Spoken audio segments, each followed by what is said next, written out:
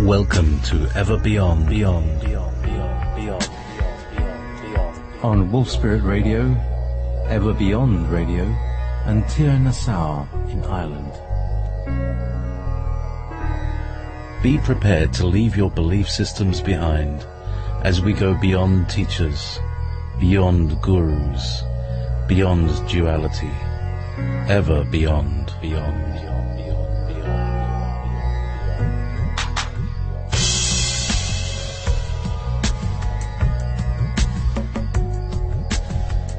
Please join us in the chat room at www.wolfspiritradio.com/listen.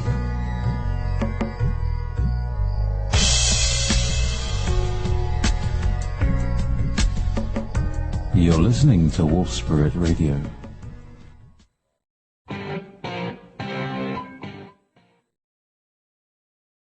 Those guitar players, they get in everywhere, don't they? Anyway, so, hang on, no, I gotta put a control in there we go. Ever Beyond, there we go. Right, now, welcome to Ever Beyond. It's actually 12 minutes past 3, and, I've had some communications issues. There is one computer that seems to be sort of overheating. It seems to be all right when it's in the daytime, but as the evening progresses, the room gets warmer and it starts failing, and I lose my Skype. But there is a tiny little. I mean, it's a microscopic netbook which is actually able to do Skype. So it has completely saved the day here, and that's why they were able to come straight back in. But they couldn't hear me. But now I have crawled under the table. You know, when I was doing IT, every day, I used to repair, do business computers, and generally it was to write software. I need to sit at the desk and do things. Every day, every bloody day, something would happen that I would have to go under the desk and crawl in amongst the dust bunnies, and of course they were smart dust bunnies in those days, in the utter filth to unplug a network cable or to plug the speakers in or something like that. And I thought, I don't want to do this. And that's why I didn't want to do computing anymore, because I had to crawl under the desk. And so here I am, every day in the last 2 weeks. I have been under my desk, in amongst the smart dust bunnies, being beleaguered by network problems. I've got about 6 network cables hanging down. Some of them are plugged in, some of them are not, and I have no idea. They're all tangled together. And things have kind of gone a bit very pear-shaped on that score. So I'm going to have to find a way of figuring this out. Anyway, long story. Long story. It's horrible. It's sometimes, and I'm not sure if it's like microwave beams that are doing this. You know, if I'm actually like, oh man, I'm such a truther now. They got me under attack, and they're doesn't seem to have done. I really don't think that sort of thing happens to me. So it's just a big mess up, and for some reason my main computer is not functioning.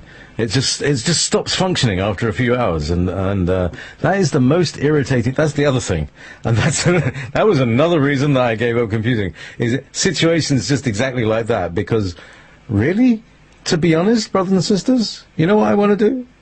I want to take a sledgehammer and smash this fucking thing to bits. You know, that's the sort of feelings that I have about these. But of course, I'm very reasonable, and I know these things can be repaired, and I have to be patient. So I'm patient, and but the impulse is that of the sledgehammer, or just simply putting a pair of boots on with steel toe caps and kicking it around the room might help. I don't want to damage the room. Maybe I'll kick it around the garden. But then I'd have to go under the table to unscrew it all and kick it around. So I sit here. I think you better call in. 775 773 3431 3431. maybe I should figure out what they are on the on the numbers, on the letters. Maybe somebody can do that. Somebody come up with a snappy thing with 775, 773, 3431. See what letters you can come up with. Play to keep a sledgehammer. Right. Oh yeah. So Dolly's. I hope your mum's all right. She's just cracked her hip, and they whipped her in quick as you could say. Artificial hip replacement. She's got one, and so she's all right. She's the good luck and blessings, Dolly, through that. I am trying to keep an eye on the chat room, but there's all this other stuff that's going on. Yes, indeed, you can call me or call me, and you can call me on Skype. Wolf Spirit Radio? Yeah, it's Wolf Spirit Radio. Just Skype. Skype to Wolf Spirit Radio. It'll get forwarded to me. Actually, I have a UK number. Hey, anybody out there listening in the UK wants to call in? I have a Glasgow number. It's 0141 356 4141. Really easy. 0141 356 4141. Yeah. I used to do jingles. So yes, indeed. So you can call in and speak to me and discuss things we've been talking about. There's a lot of things that have been kind of pressing this week. One of the main things that people talk to me about their issues sometimes, and often I'm having to give counsel on sometimes in my sessions in general conversation. Is people come to me for counsel for some reason. They think that it's it's a good idea to listen to my advice.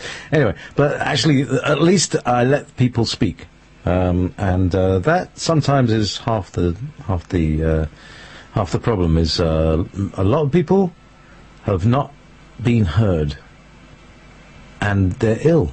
They're desperately ill because they've not been heard, and their bodies are saying, you're not listening to me. Oh, well, I don't listen to anyone. All right. Oh, well, that's why you're ill.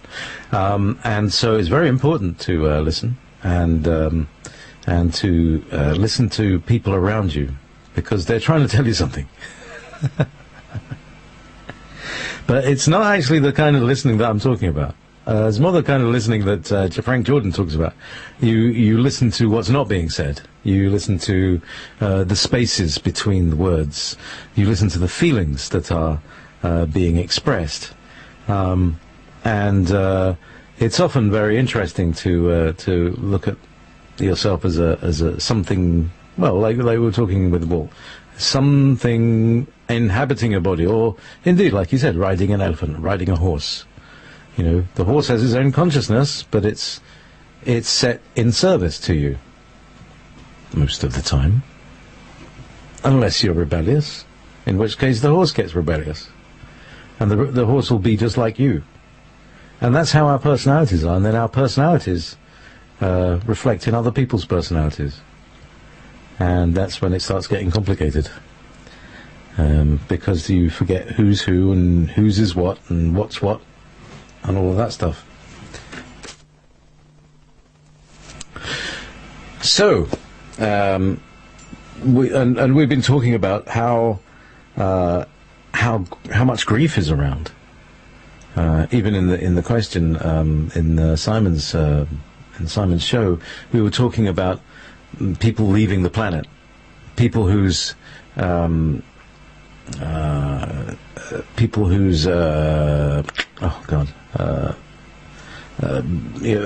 who's that's right, people whose mission sorry, I just got a message from yeah, I know the audio is fine. The audio is fine, it's just the call-in has been challenged, but I got it down now. I've got the computer all linked up, the little tiny one, all linked up, so you can call in on these. There we go.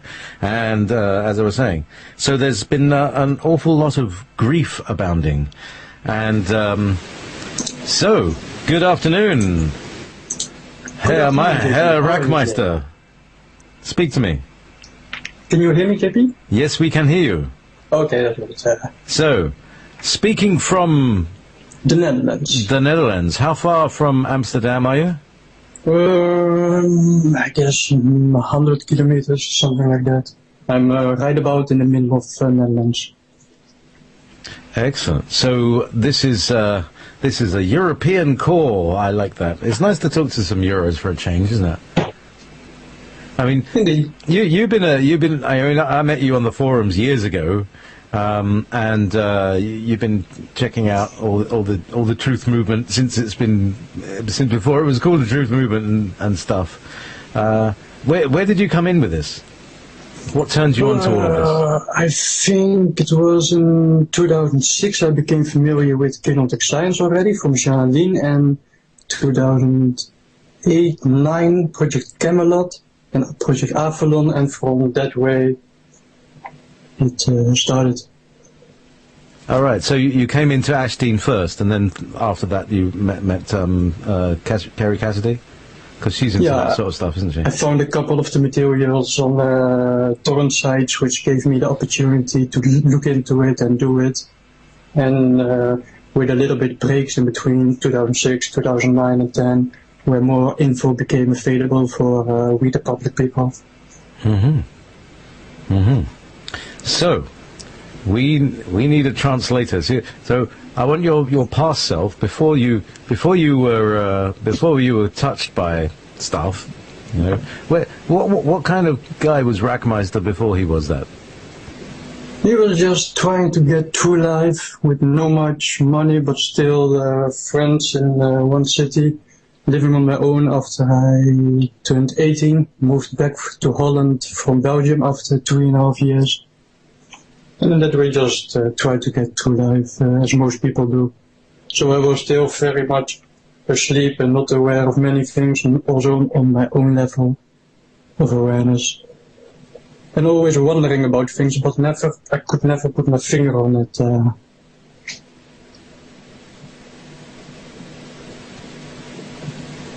What was the thing that you may have not been able to put your finger on it, but what grabbed hold of your finger and made it point in a certain direction? There's always a moment that does that, isn't there? Well, for me the big changer was in the summer of 2012, when there was an event ongoing since on the bigger global scale, where I had to step in and take over a position, its guardianship in relationship to France, and in that way, I became a guardian in active duty instead of only participating like those other people in kinetic science were doing and working with the light body and spirit body and Raja body and multidimensional anatomy. And when you say working with, what are you working? What are you working on, and what are you working towards? Well, I think people call it at-one-ment. That's like a goal. But at-one-ment does require to first have soul integration, oversoul integration, avatar integration, and then you reach your higher self level, which quantum science people call Rishi.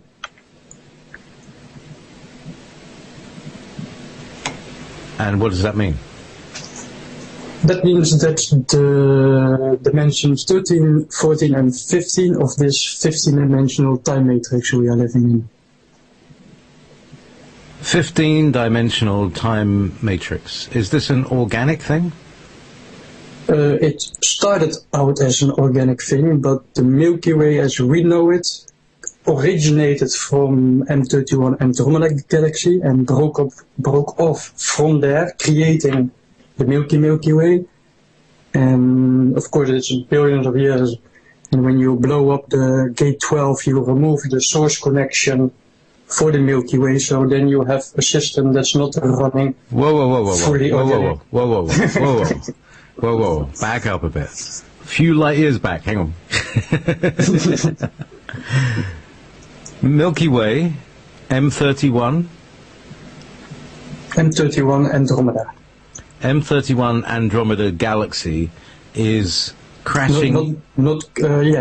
Galaxy, correct. Yeah, the Andromeda Galaxy as opposed to the Andromeda constellation.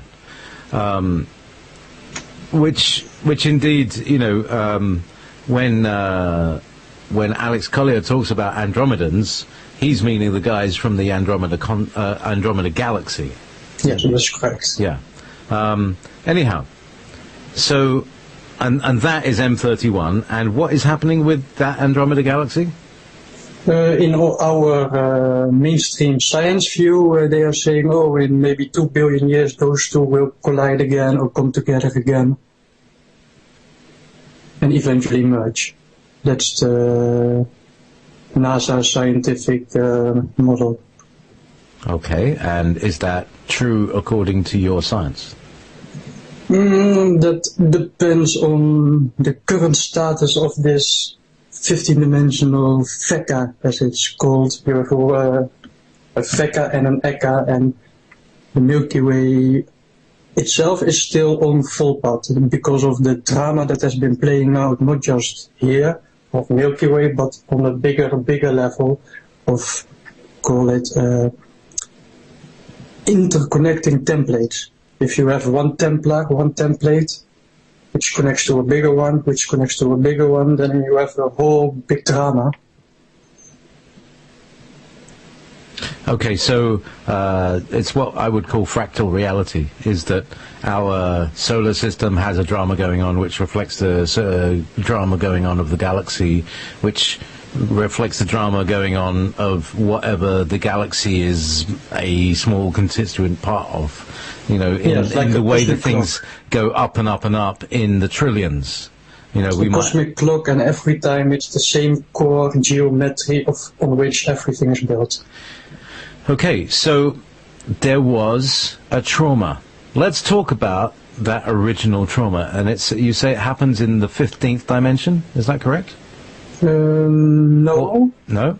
I think what you call original trauma is what most people call original sin. And that relates to when Milky Way separated from M31 Andromeda, so it creates two galaxies.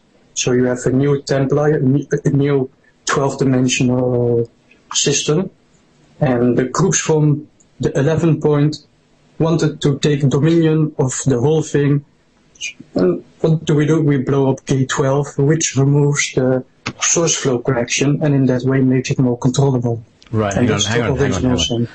Yeah, you haven't talked about gate 1 to 11 yet. What are gates?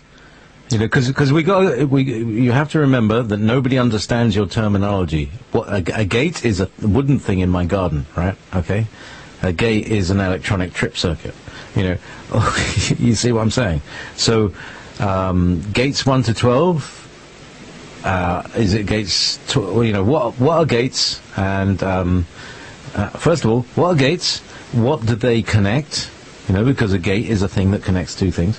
And who buggered it up? I think, and who made it? Who buggered it up? And who can fix it? That's where I'm interested.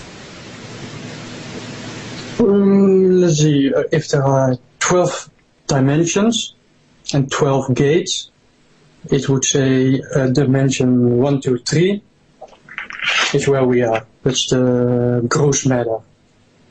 Gates 4, 5, 6 is density 2, which is semi-etheric. Dimension 7, 8, 9 is fully etheric. And then 10, 11, 12 is liquid light. So 4 different densities that are separated from each other, but based on the universal and galactic stargates, they interconnect, not just in one dimension, but also across densities. And with the original sin, it's what in the Bible they put onto man, but it has nothing to do with man having sinned against something. No, it's groups blowing up the K12, and that is the original sin from where all of the rest of the drama started. Right, so the blowing up of gate 12 was the original sin. Okay, so who built the gates? Who blew them up? And why? What are the consequences? And how do we fix it? As far as I understand it, the gate system was built by the original founder racers. that downstep their own consciousness into creating race lines. And in that way, same way here on Planet has also 12 stargates. They call it the 12 pylon network.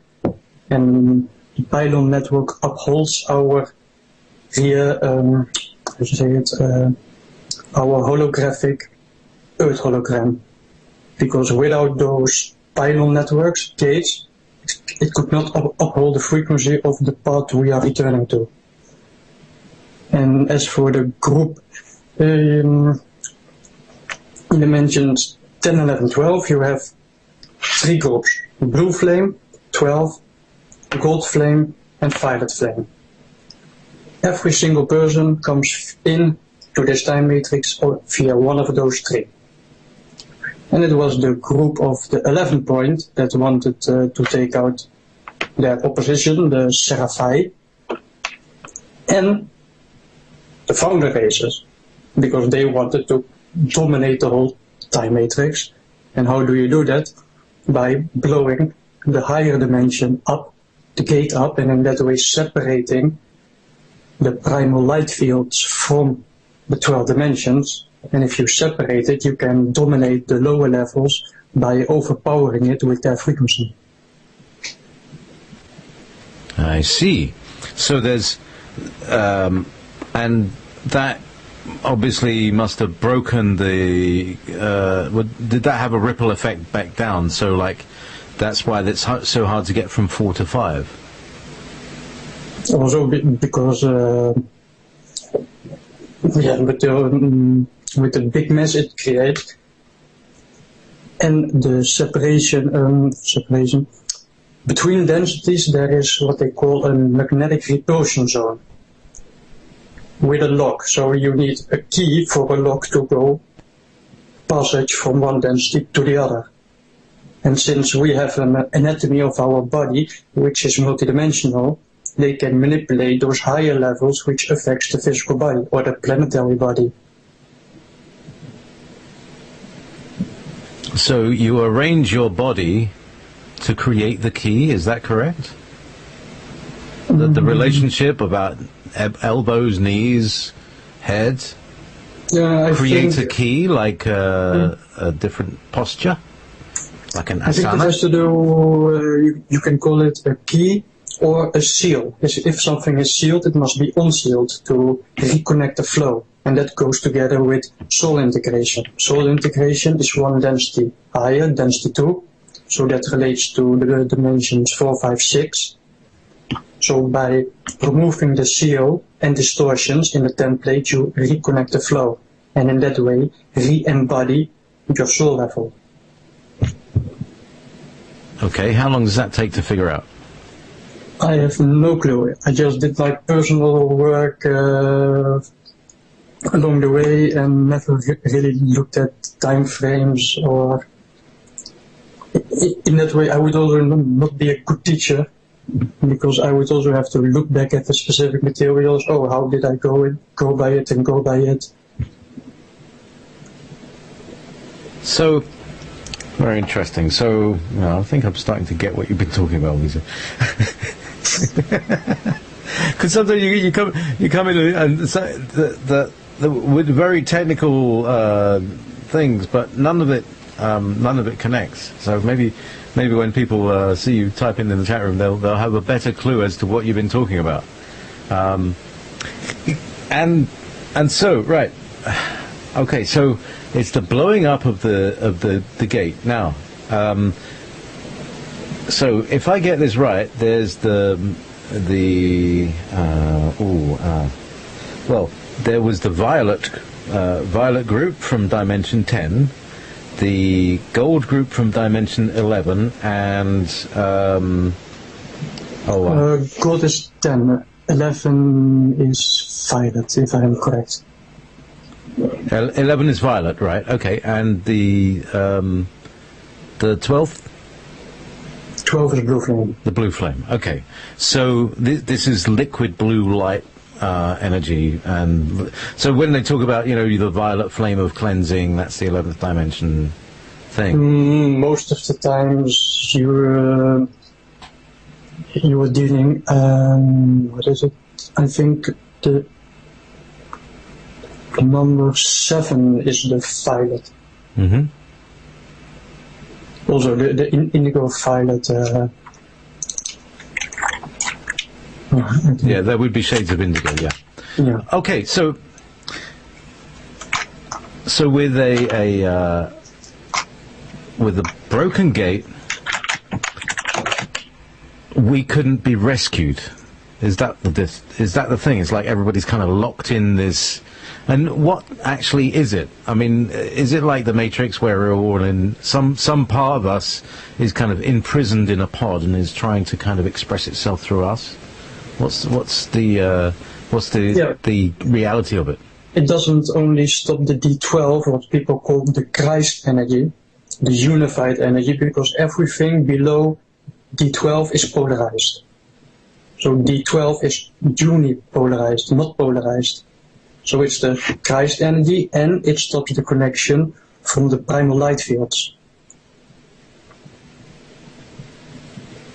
And in that way, yeah, it's like you have a mini quarantine, because it's disconnected from the bigger, and the energy becomes finite because it cannot circulate the regulatory flow system, the energies that used to flow in the core geometry, how it connects and flows and interconnects.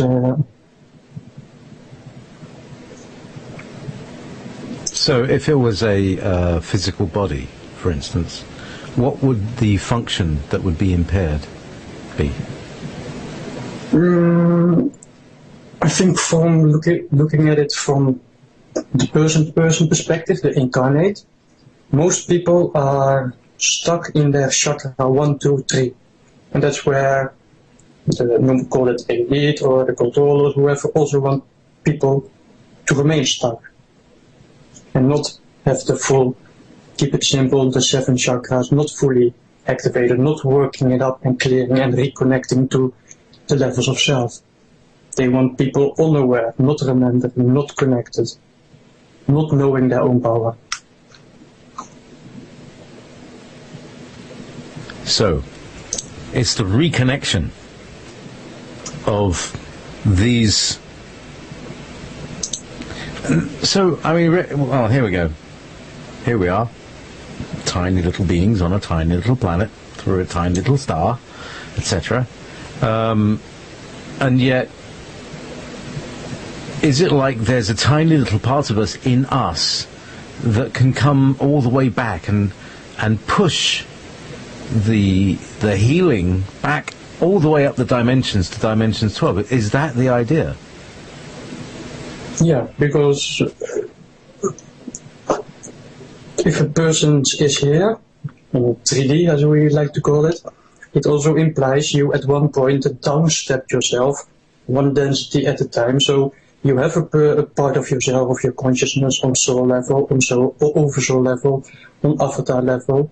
And once you're down here, you have multiple simultaneous incarnations across space-time, where time is basically all in the now. The only difference is the progression of the frequency by which we measure time, linear time.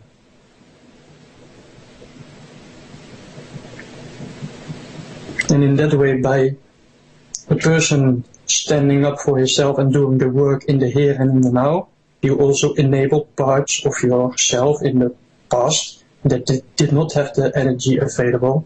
And in that way, you reconnect. And in the end, it's about energetical reunion. Same way it's about polarity integration. It's not about the choice, light or dark, because the choice is the deception. That's why I can link it back to Duncan O'Vinion. Duncan O'Vinion is a grey walker. Grey walker is in the middle. Balance keepers. So when people go to extreme polarity on both sides, it will not help reintegrating, reunion those parts of yourself. I'm reminded of the Babylon 5 Grey Council creed, which is, I am grey, I stand between the candle and the star. between the darkness and the light. Whoops, and beside the microphone. Anyway, so I'm trying to get Lyra to call in, Lyra, because she would, yeah, Spirit Bunny, call in. Yes. Lyra has a special magnetism. Yes, indeed. So everybody's taken a vote. Lyra's gonna have to call in now. So she's completely compelled against her free will. But anyway, so Ra, we've got the ability to heal these dichotomies, and the dichotomies they're an illusion. And these illusions they're kind of building up like detritus upon detritus. You know, you drop a sweet, and then it starts getting sticky, and then it starts getting fluffy. And, you know, it collects stuff on the way and becomes more and more ugly. But these divisions... so, was it a good idea to blow up the 12th gate? I mean... From their perspective, did it actually work out for them? Was it a good? Eventually, no. It may have taken a long time before it was rebuilt, because you can blow up a planet, but the gate in the space-time location remains. And even though it's disintegrated, eventually it can be rebuilt. It took maybe millions of years, but eventually it was remade, rebuilt. But I can link something back to the now-time status that Simon Parkes also talked about, how Earth is on a path now that is different than maybe was possible 10 years ago, and how Earth chose the organic path. And that relates to Earth accepting what Quantum Science calls the Crystal River Master Failsafe host, which means that external creation, you also have the middle domains, and internal creation. Earth is eventually moving back into internal creation. Internal creation is where external creation was not yet created. And that's the natural organic path Earth is shifting into.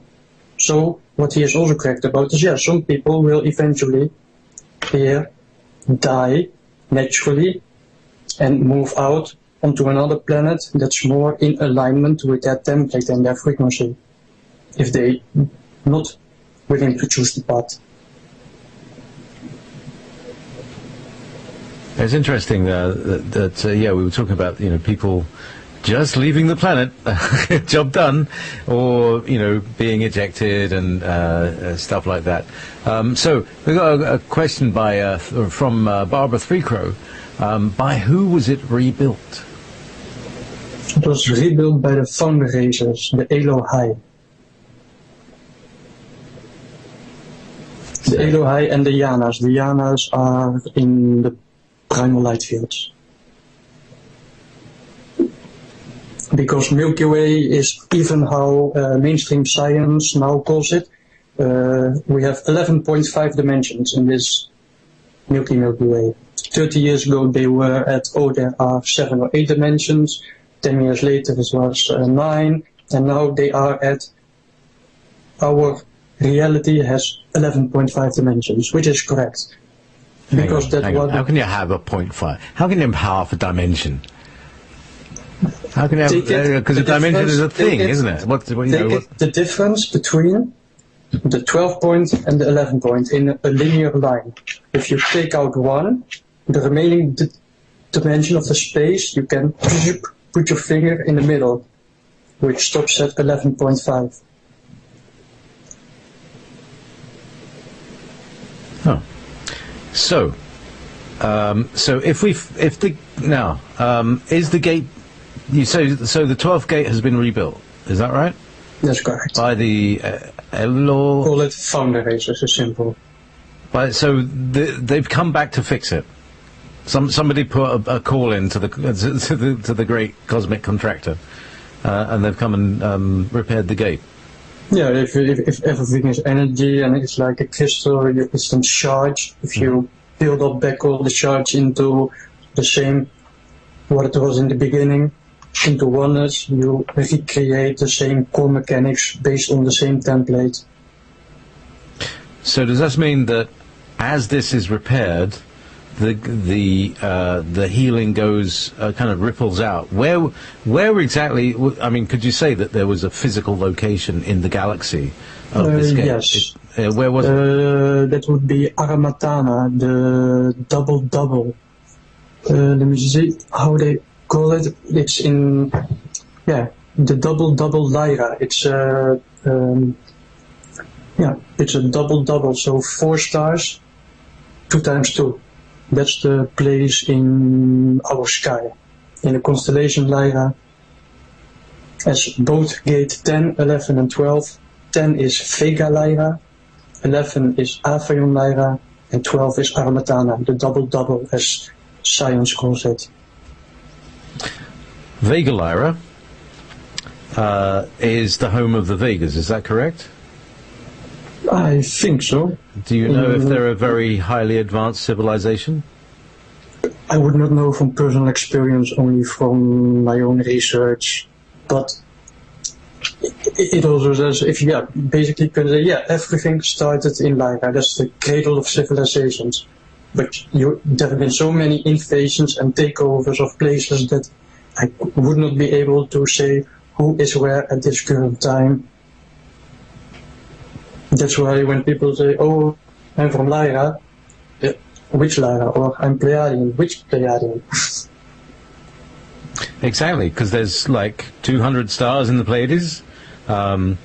Hey, do you know much about Semyasi and what her relationship was to the other Pleiadians, and what are they good Pleiadians and bad Pleiadians? What's the deal with the Pleiadians? Everybody's talking about, there's Barbara Marciniak. Is she a good guy or is she a bad guy just being slimy?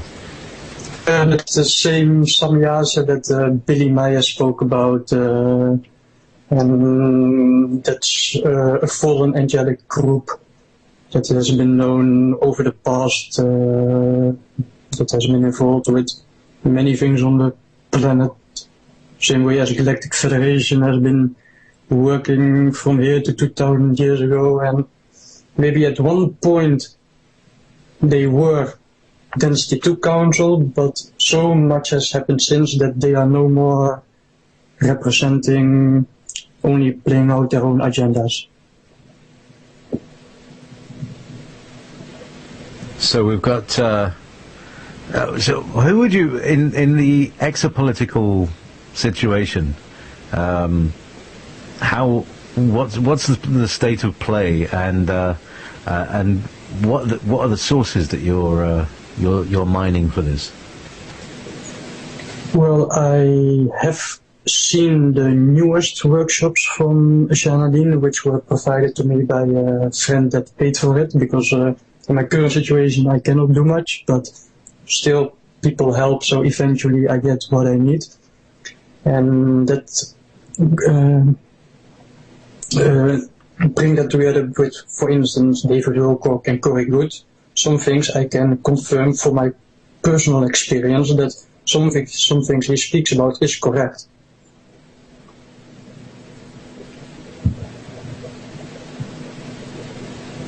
Thank you. So, all right, okay. So Spirit Bunny's got these questions. She says, I want to know if he knows more about the agenda of those slim green beings. Let's see if she has any more clues there. Are you seeing the chat room there? I'm seeing the chat, but it doesn't ring any bells to me yet.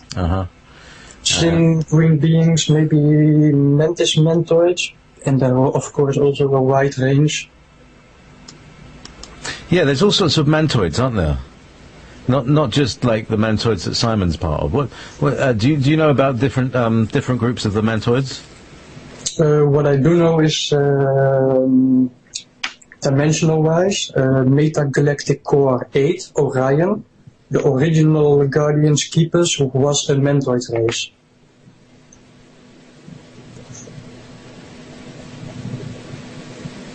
And these are pretty large mantoids. This is like bigger than the human size of mantoid, aren't they? I guess so, because that's dimension 8, so it doesn't relate to our physical 3D reality here in the matrix about 2 meters or 5 meters, but in energetical body, yeah, I guess from our view it can be 20, 30 meters. 20 meters, yeah, pretty. But you know, we've got these titans as well. Hey, what do you know about the titans and their relationship? The Titans and the Titans, those are the white dragons that first fell, and that also relate to Lyrans. Those were the ones that first fell, and they are at this point the overseers for the Milky Way on Sovereign Full Path.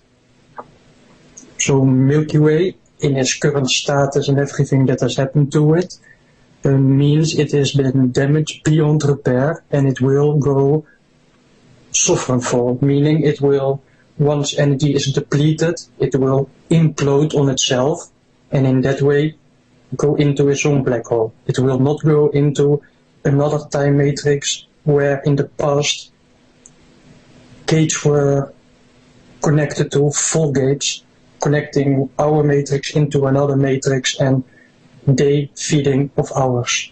And that all of that has been stopped. And that goes back to 2012. And that's why Frank Jordan also said, oh, how I was thinking it when he was asked the question about the black goo, how on the bigger scale that was stopped. That's correct. So so essentially what we're dealing with is a mopping up situation, is that right? Yes, and some things are still in progress. That is on a bigger scale than just the Milky Way. So yeah, some things are in progress. If things can be realigned, to say it simple, if you realign something, you can reconnect it. And if you can, like you said in the beginning, if you can from inside the energy upwards and from outside downwards and reconnect it and break through that 11.5 and reconnect it, yeah, then there is a possibility. But then it would still be that some parts of Milky Way will still go on full path because, yeah, it's simply damage beyond repair, and when you pull out everything that can, you have a part that cannot, and that part will go. It will be like Milky Way will have, yeah, maybe it is 2 billion years of lifetime left. But it will be 2 billion years with crystic values and all of the problem groups removed, or they will have to deal with the Titans, the white dragons. And that's why in my own work from 2012 up to now, many groups that were a problem now have accepted the host, and the host is binding, so it's no coming back to it because it's plasma binding, affecting all 15 dimensions of the energy bodies. So once they make the choice, it's final. In the past, there were many times, it's called Emerald Covenant, and people joined the covenant and broke the covenant and joined the covenant and broke the covenant, however they saw fit, and that is also over. Right. So, now, the chat room is getting quite interesting. It's been great all day, actually. It's you're a good bunch in there. Yeah. And I wonder if you've had this experience. Is that I wonder if one of those green ones have been using my boyfriend as an observation conduit, like watching humanity through his eyes. It might be if his own template in higher dimensional level is linked to those family consciousness group. I'm sure. Because it's like, say, if that's part of his soul family, then his soul family can connect with him and through his eyes see, because they are part of the same. But that's just speculating based on her 2 lines of info. And in other ways, sometimes also, say you have a person with black sun coding, which is D10, only 10 strands, means their own template does not hold the source connection. Now I forgot what I wanted to say with. I lost my train of thought. Source connection. Oh yeah. Say you have, because Black Sun is a very familiar term with many people, the biggest manipulation happening to those people is from their soul level group. The person may have the good intentions, but they are being manipulated from soul level. Whereas the person here, it doesn't matter from which race line you come, left, right, up, down, upside, they are all here in a human body with a human template that has the potential of 12 DNA strands, as Simon also speaks about.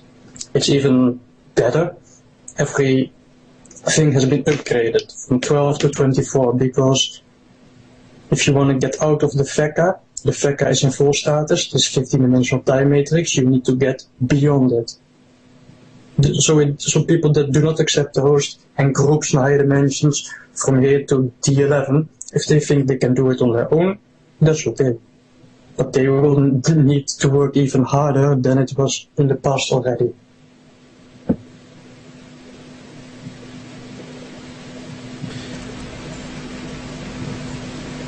So. And yes, for the people listening, do ask questions, because it's always the question that decides the answer. The more specific a question is, the more specific an answer can be given, if I know about it. Yeah. Sorry, I was just looking at one of Colin's comments. Bright eyes. She's saying, "I might be a manta, but I can't remember if I've bitten any of my boyfriend's heads off."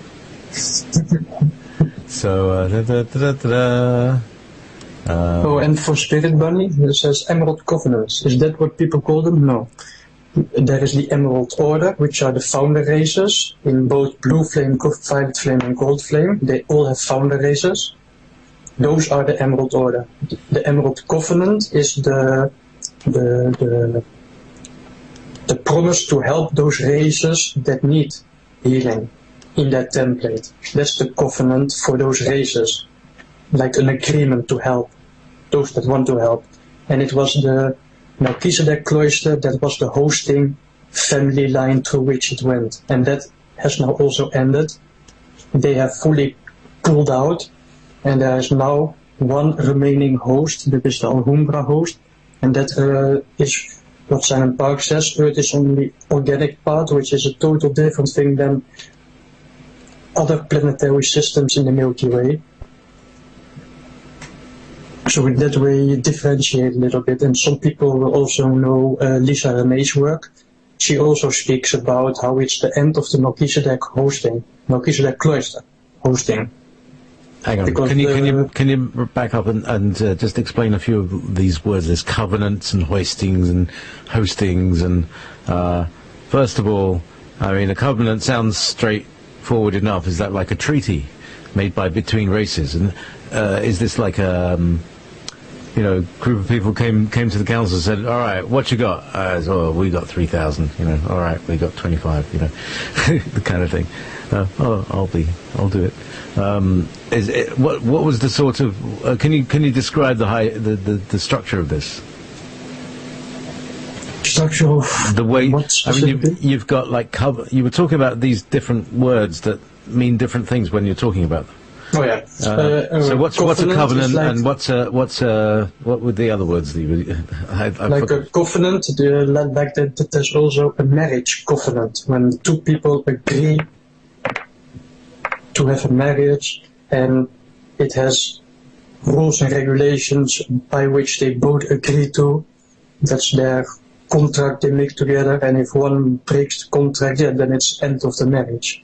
So Emerald Covenant is helping those race lines that need help, that need bioregenesis, and are willing to do it. That is races that join the Emerald Covenant. And when I speak about host, it is like in biology anatomy, if a body needs healing, you need a host body part to remain alive. Without the host, it would die. So in that way, the host provides the ability to get out. And without the host, you would be here in the Milky Way and be on your own.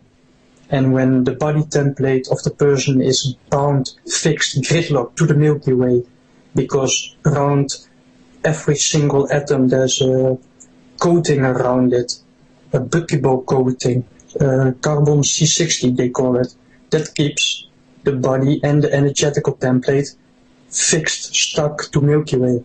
So it does require multidimensional spirituality work or techniques or working with the energy once you know what you need to work with to step by step release yourself, free yourself.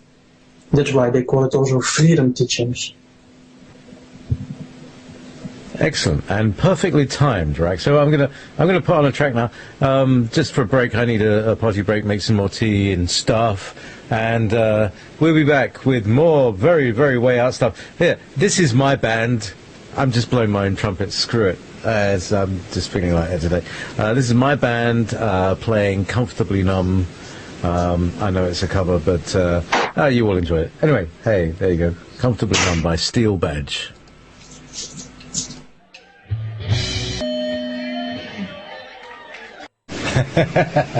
No, we're not. We're going back to Ever Beyond. Anyway, that was Steel Badge. When was it? 2013. That was 2 years ago. I feel better now, I have to say, because you know, I haven't done that stuff for more than 18 months now. Played any music like that, and I tell you, there's a terrific satisfaction playing it, something of that kind of complexity, and it's like playing in an orchestra, you know, to do something like that. It's such a buzz, and so together, and you know, in concert, a concerted effort. Anyway, so here we are in.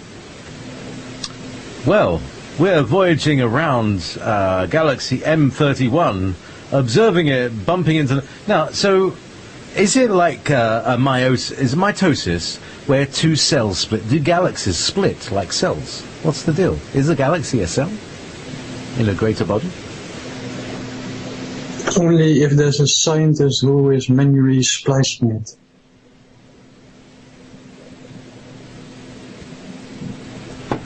Expand, please. Well, we say gene splicing. A gene doesn't split on itself. Only when somebody splices it, you create two parts. If the one was already a whole.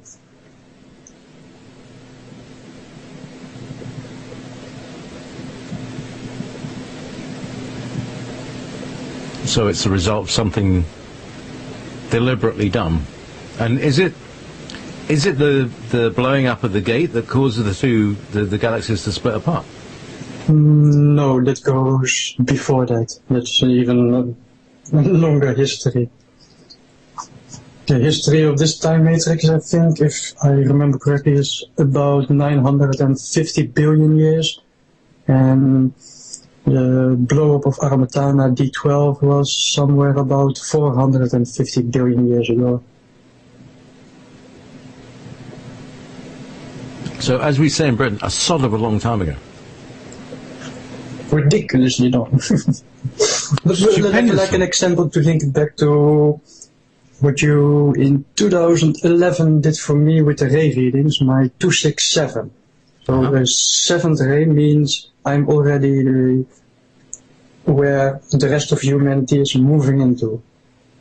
How does that relate with the personal experience you've seen over the years and learned from all of the interviews and guests you've had? Because in the same way I did one time an email to Gary, who has icheckyoursoulscore.com with Pendulum, and my soul score was 59. I was a wanderer of type 1. And wanderer in like David Wilcock's material means you've gotten out and came back. And when you come back, you take that coding and frequency of yourself with yourself back, of course, and giving the opportunity for that energy to be available again, where in this current Milky Way system it was not. Right. So, So, I don't know where I got onto that. Yeah, who gave permission? Oh, right, okay. So, so Three Crows asking, who gave permission to blow up the gate? I mean, you must have been able to order the ordnance from somewhere. And what was it blown up with? How did they do that? I mean, is it like a particular bomb? Is it by any chance a strangelet bomb? made of large hadron collider particles that they've collected in a jar? I think in scientific terms it would be reversed scalar waves from 11 point to the 12 point and then shattering it. And who gave permission? Nobody gave permission. It was the Anu Elohim who decided to do it. There was the opportunity to counter the attack, but it would have had big consequences for race lines in D10 and D11 that would wiped out complete race lines that had nothing to do with the war. So there would be so much collateral damage that we knew it would be better to allow it, knowing it could be rebuilt, than say it's a boxer and I'm Mike Tyson and you jab at me and I counter and I push you out. Or like, okay, I'll take the hit knowing that I can recover.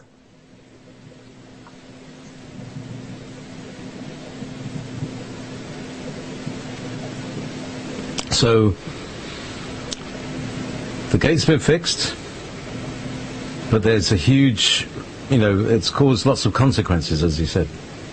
What other consequences happen? What's the sort of, I mean, did it cause is this connected with the Philadelphia experiment and the rip in space-time, or is that something completely different?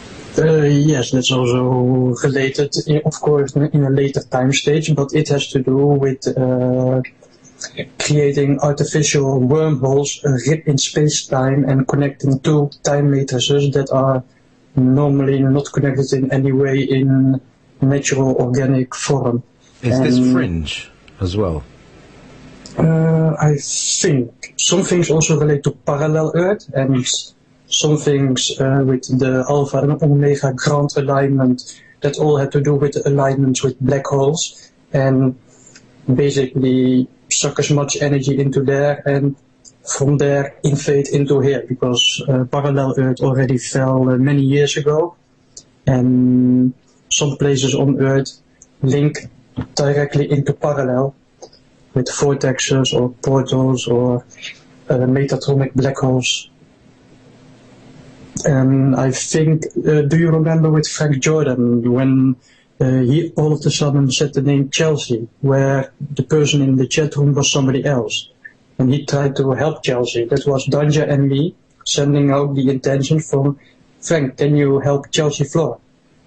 Because she worked at Montauk, which was a broadcast station running reverse D10 energies. So she was in the actual facility, known in the books about Montauk as the Lady in Black.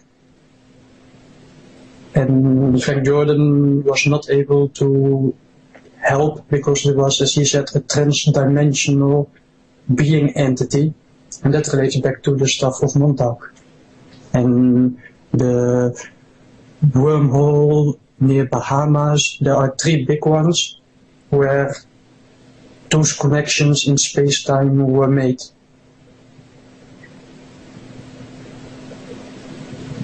Fascinating. So that's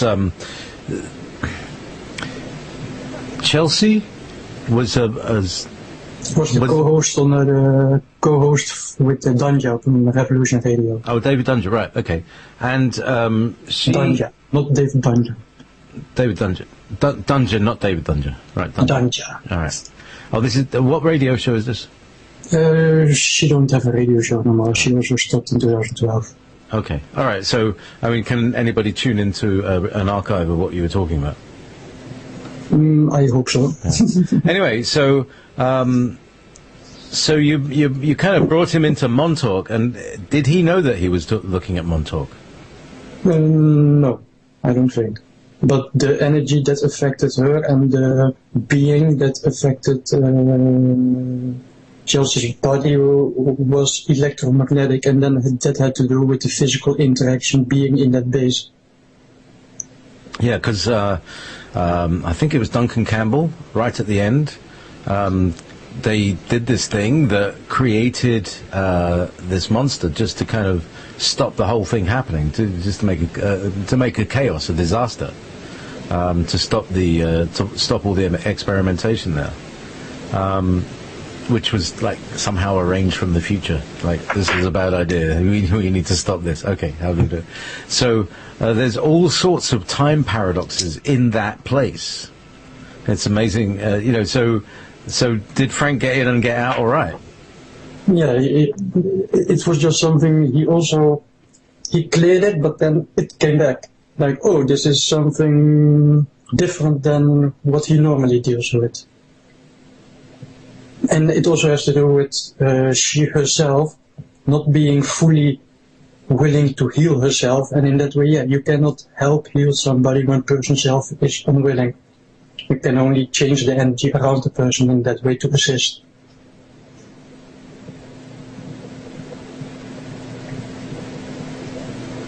So, something you said about 10 minutes ago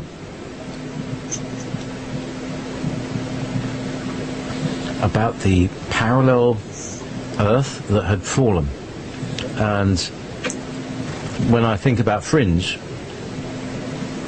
it was, and also, you know, it's been depicted in many sci-fi shows where they go to a parallel dimension where they're the same, they're more or less in the same positions, but they're much nastier people. Is this what you're talking about? The fallen Earth, fallen dimension? It has to do with the multidimensional anatomy, and if you have your body, you have your spirit side body, and you have your parallel, which is the antiparticle. You have a particle and an antiparticle, and parallel Earth is the antiparticle of the geometric fractal. And from how I understand it, on parallel Earth, things happen differently, and World War II was won by the Nazis, not the Allied forces. Just as a difference for where we are now here, how we look at our current status.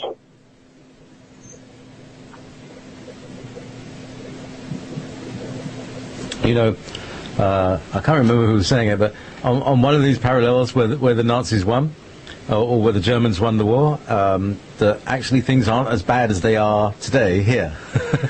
So, you never know. You can never tell. So, parallel worlds, gateways into dimensions.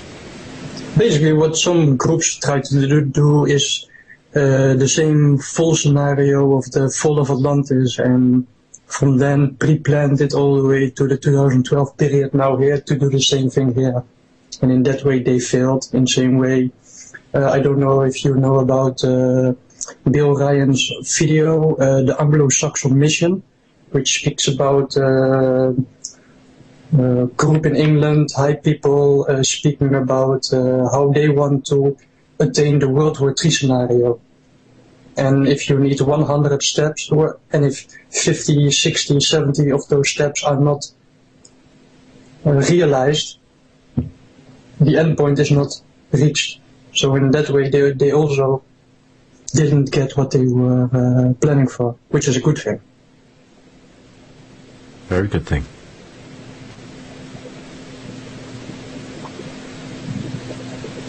So, the Anglo-Saxon mission is a very interesting video. I saw it several years ago, and I think you can still get it on YouTube and under some. I'm sure it's available. Oh, by the way, do you have a website? Yes, I posted in chat. Oh, good. 5 minutes ago. And call it out for those who are not in chat. It's emeraldguardians.nl.au.org. .nl. EU. Oh, .eu. Sorry. .org. Yeah. I'll translate. Sorry. So Emerald Guardian. With the S. Emerald Guardians. NL.eu.org. .org. Wow.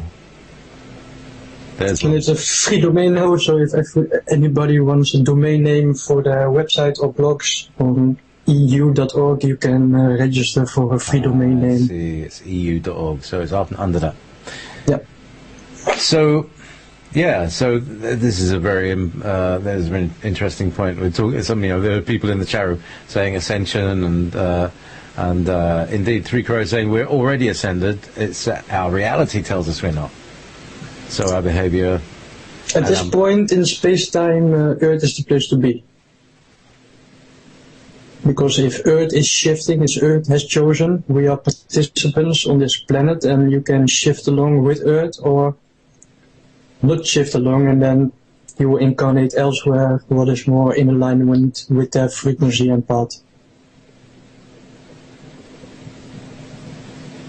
So the people who are leaving the planet right now, they've completed their form of ascension, or where they're happy to be. Is that like that's where they get off? That's it. That'll do for me.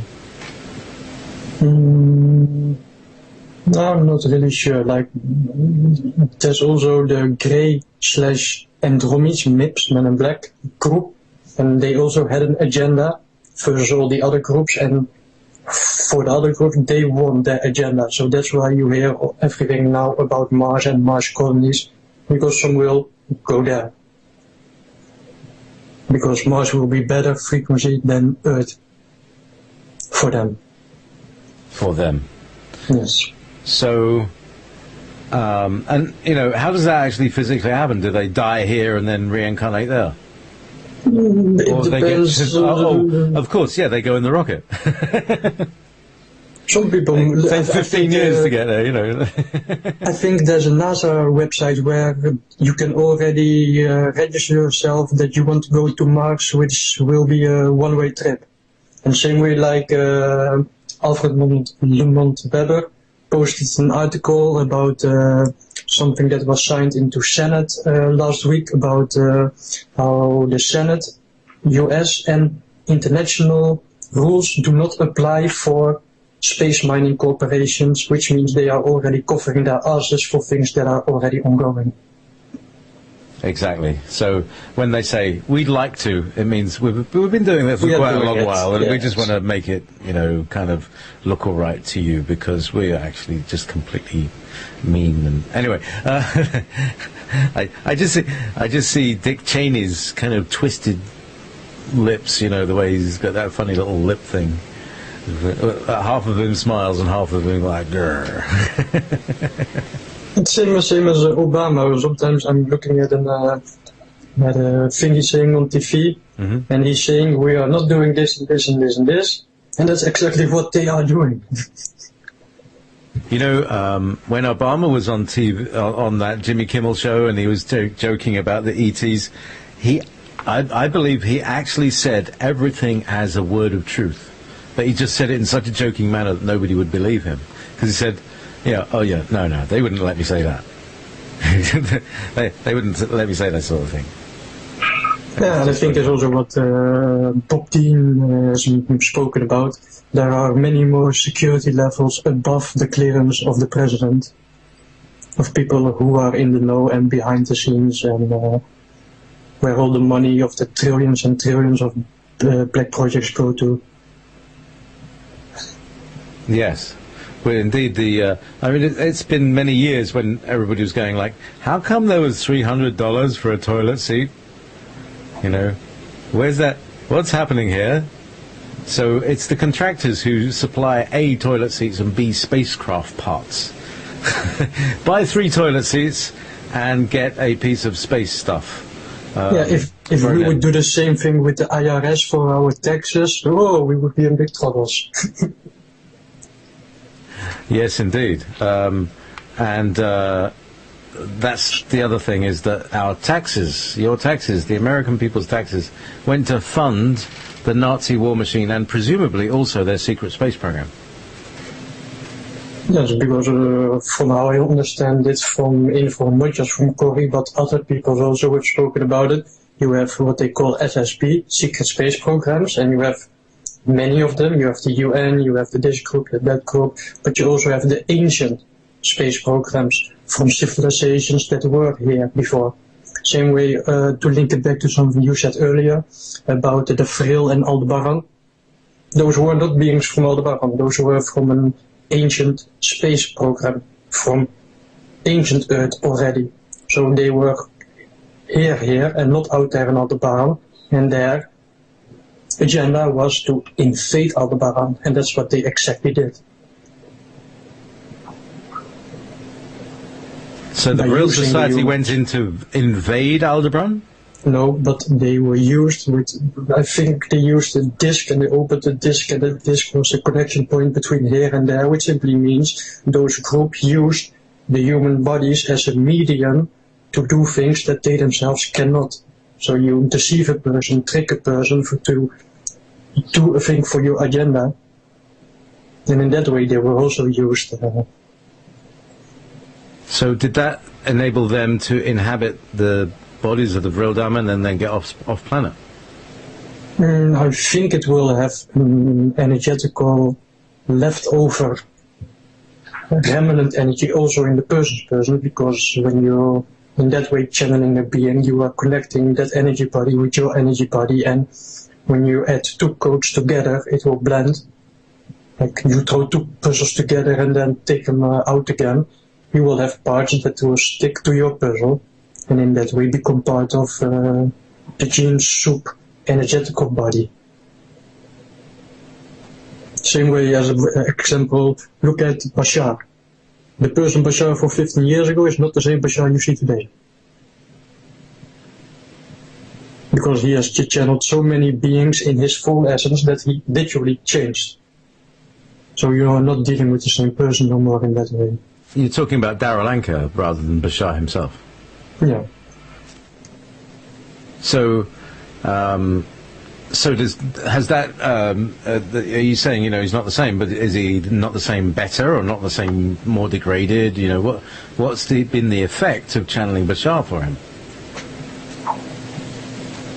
That's a good question, because some things, like, if it affects your DNA template, your coding gets changed, which means other coding gets added, and other groups get access into the body of the person through that coding. It's like you have an original soup and you add ingredients, and the original ingredients that were added means that plant or that being or that group has now access to the whole soup.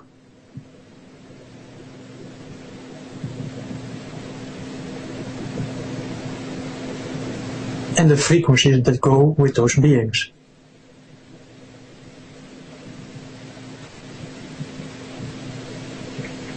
And so Darryl Anka's soup is what? Contaminated. Is there poop in the soup? Well, I mean, we're always warned about this sort of stuff, and maybe it's always good to be able to have. I mean, a lot of people say, well, in that case, why watch him? Why follow him? I think that's why you have to watch what happens. We've all got a potential to be like that. No, it's like Lyra and Anon says, channeling corrupts your DNA. He became possessed. So that's correct. People are being overshadowed, possessed, and used for whoever the overlord is that is overshadowing. And in that way also stopping his own healing process of his DNA template by doing what he did. And eventually that was also free will. Maybe not everything totally free, but eventually, free will, but actions do have consequences. And it doesn't matter if a person takes responsibility for the consequences or not, it still has effect.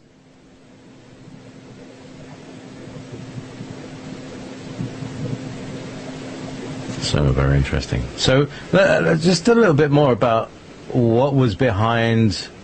So here's a new thing for me, because from what all of that I've been researching and reading is that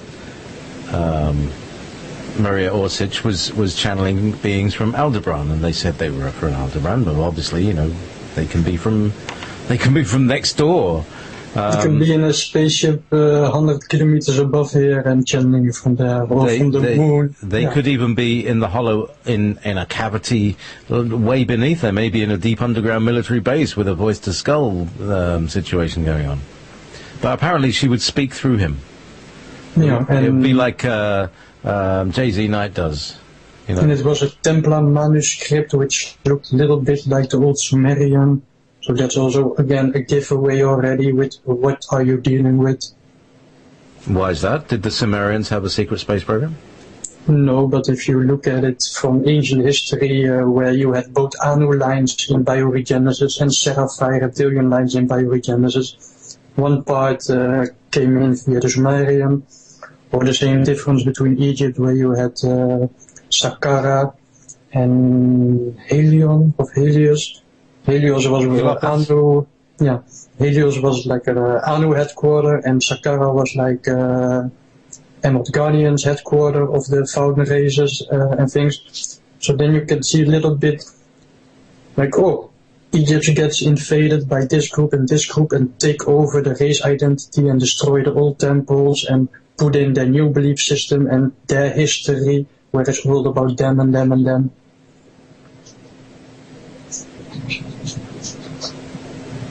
So that's why I did read the Sumerian tablets of creation of Enki, which covers many thousands of years, but that is their personal history, not humans' personal history. That is, of course, what they all try to cover up. That's why many times I say to friends, oh, in our normal school, how we grew up, basically what we were told is before 10,000 BC there was only cavemen and nothing existed before. Yeah, that's what they call the accepted dogma, but that's obviously totally untrue. The question is, why are we being taught that? And who's doing that?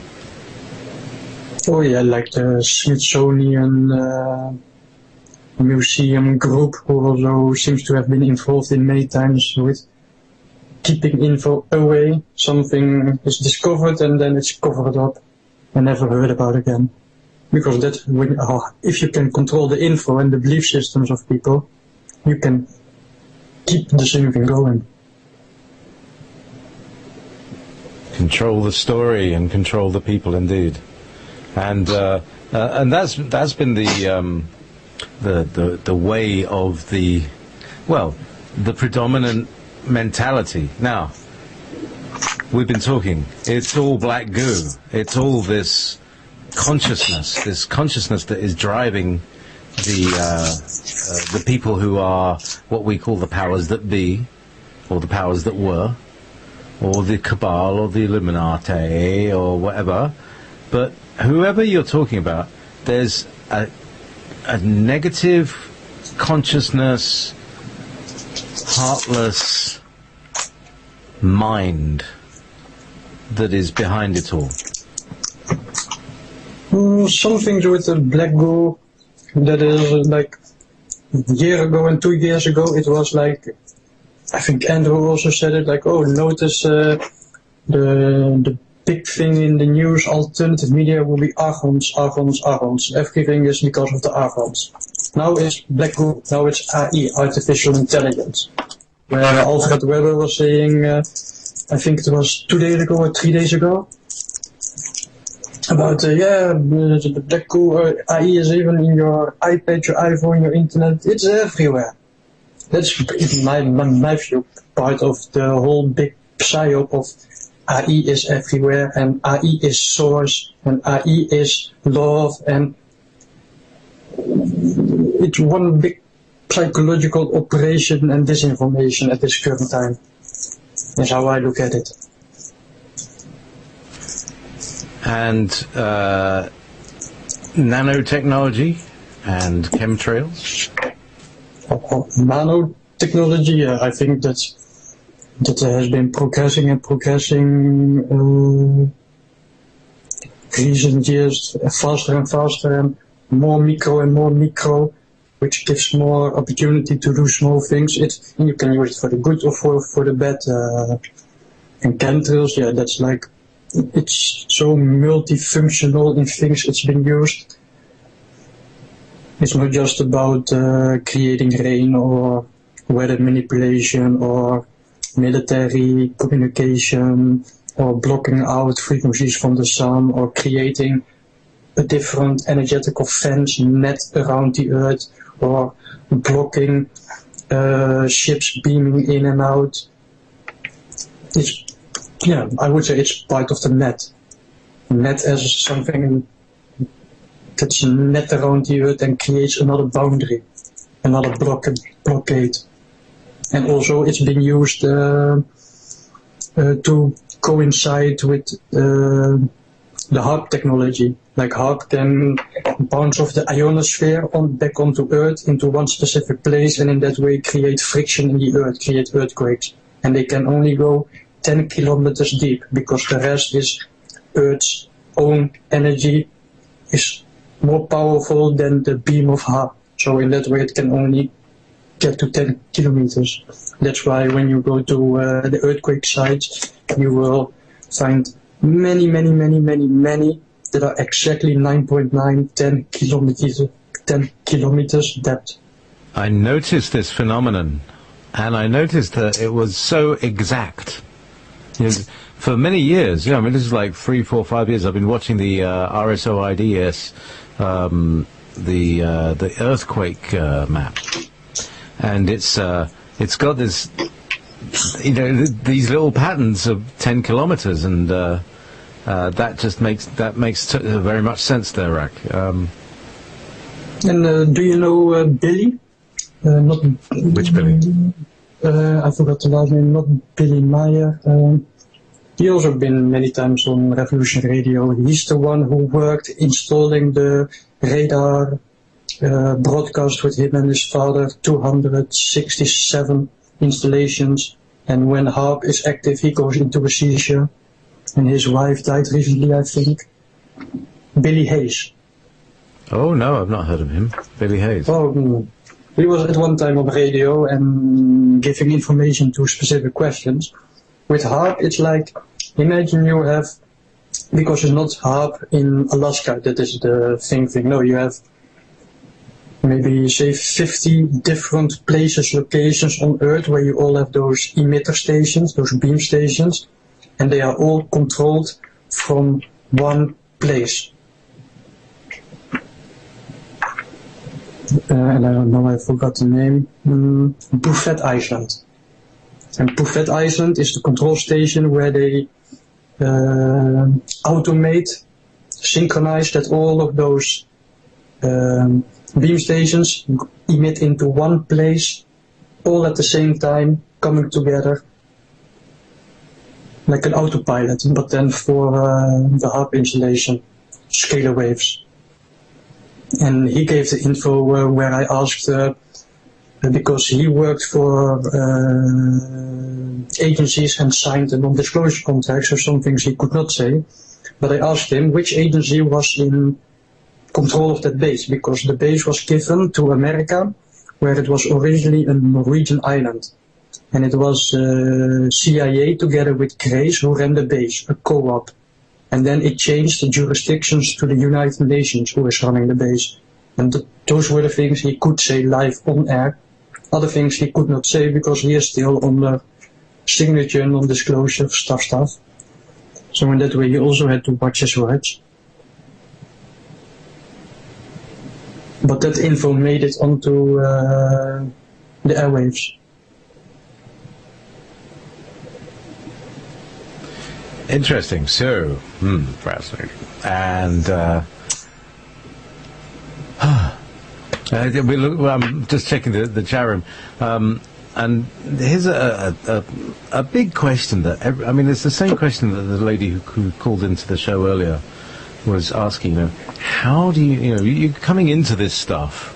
I mean, you've been here a long time. I've been here a long time. Reading about this stuff. I was reading Nexus magazine in the 1980s, and this is where you start getting this kind of information. And then by the time you get around here at this time, there are people who are who are at the same place that I was in the 80s, and like you were in 2006, and and it's overwhelming. And I think the one thing that I have to say is that overwhelm is a very human situation to be in, and it's almost like it's a bug in the software that has been exploited and hijacked, that then is exploited later using those keys, those hooks that have been put in by very early trauma. And that's like ultrasound, things like that. They traumatize a child before it's even got there, and God knows what they used to do with women, even before they had ultrasound. Let me just poke this thing here. Excuse me, I'm a living being in here. You stop that. Anyway, so we get these traumas that create little scars that then leave us open to being mind-controlled and convinced and scarred later on in life. Do you want to speak to that? Yeah, it creates a trauma which creates an original point in linear time from, like the Gnovinian also explains, is in his situations and those people, they traumatize a person up to the point the person breaks, that it either dies or breaks and then the consciousness splits in two, where you get a subpersonality alter. When they train, code, trigger, train, program the subpersonality alter to do those things, because it's only a small part of the consciousness that gets created. And when you have trigger programming, you can trigger something into activation for whatever means of ends they want. And that was for Duncan O'Finian also a healing process that I assisted him with halfway. The rest he had to do himself, and that had to do with when he spoke about when on his seminar he was something like 30 minutes to an hour fully out of body, not in body. That was when he was doing on the other level the other 50% of his healing work, to heal those energetical cords, strings that relate to the trauma, to the subpersonality, because he cannot heal it in his current state as Duncan, because the, call it high trauma line connection, goes to the subpersonality. So he cannot heal it from his conscious person. And that's something, that's not easy.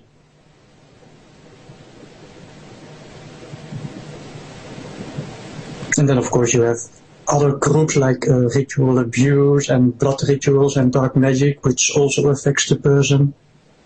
And through those rituals they have access to the person, to your mind, thoughts and info, and in that way you can be manipulated into specific probabilities. Predictive programming, if you know what a person is going to do, you can direct the person, steer it in one direction the group agenda wants it to. That's right. And I know from Astrid, with many things she worked with, it's many times find the original source of the trauma and trace it all the way back and heal it there. And when you heal the start point, it heals the whole line.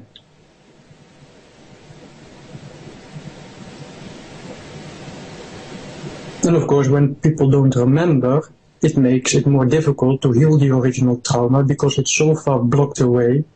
Or it's like a computer database, they removed the file to another location without a name, so you don't know where it is, so you cannot access it, so how are you going to heal it? Yes, it's interesting, but it takes up memory. I've been working a lot on healing that recently. And what I discovered, that it's the memory is not there, but the feeling remains.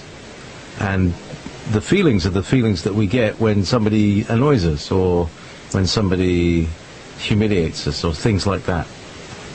These very amplified, these unreasonable feelings. Sometimes we react really unreasonably to something.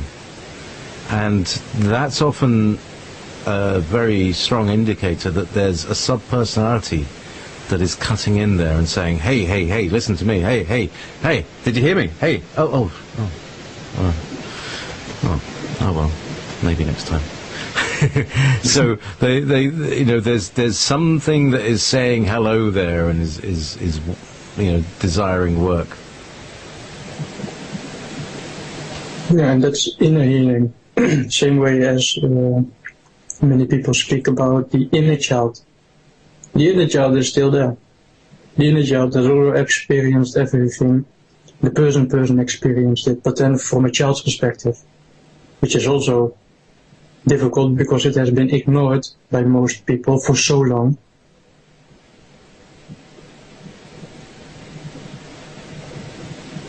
I very much agree. I very much agree. And this is essentially what I'm working on, because we get loss. You know, very, very early on, we get a loss trauma. I mean, it can be, for instance, it could be loss of the end of your penis. For instance, that's a major loss trauma that a lot of us guys suffer. And like you say, that creates the template for all of the other tiny, tiny losses that might happen in your life. But, you know, we're made to forget our little circumcision thing and you know, the story that we have to tell. And they say, oh, well, you know, this is because, you know, we're dedicating you to God, or we're making it better for you in your future life. It's going to be cleaner. It's not going to be so smelly. It's, you know, there's all these excuses that cover up your tribal story, your own original story of this is what happened to my body. Yeah, it's like the saying, your body is your temple. Yes. And you should keep your temple clean. And if you invite many people that trash up your temple, you have a lot of cleaning to do. And that can be a traumatizing event of things that happen. So that has to be resolved. Same way with energy cords with people. Via energy cords is also a way back into your body, which can be used to manipulate you on your trigger. If you are a piano and you know, oh, if I press this button, it will react in this way.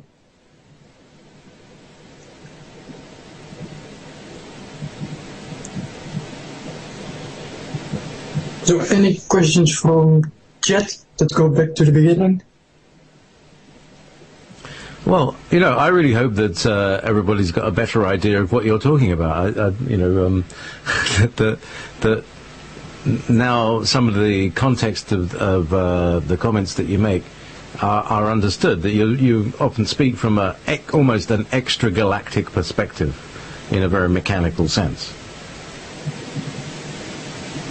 Yeah, in the same way, like I said, for me it was a big difference when me had to step in 2012, which changed my own perspective onto things. Instead of only being a practitioner and healing my own template, now I was actually directly representing and working in the bigger context of things, of things that were going on global and galactic scale.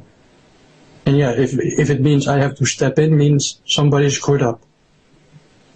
Or something was about to happen, which made me have to step in, out of necessity.